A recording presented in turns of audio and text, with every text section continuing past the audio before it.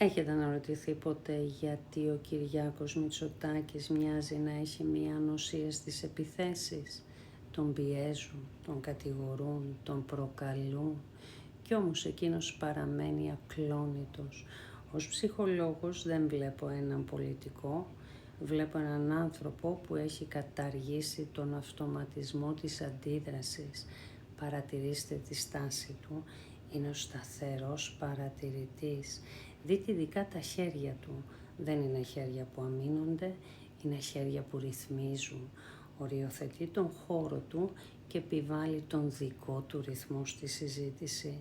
Το μυστικό του είναι το κρίσιμο κενό.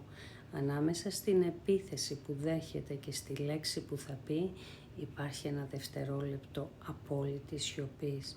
Εκεί μέσα επιλέγει να μην απαντήσει με το συναίσθημα, αλλά με τη στρατηγική. Δεν επιτρέπει σε κανέναν να τον εξουσιάσει συναισθηματικά. Αυτό είναι και το μεγαλύτερο μάθημα ζωής. Η πραγματική σκλαβιά είναι να αντιδράς αμέσως σε ό,τι σε πληγώνει. Αν θυμώσεις, έχασες. Αν εκραγείς, παρέδωσες σε άλλους την κυριαρχία πάνω σου. Η ελευθερία ξεκινά από την άρνησή σου να γίνεις ο καθρέφτης του χάους των άλλων.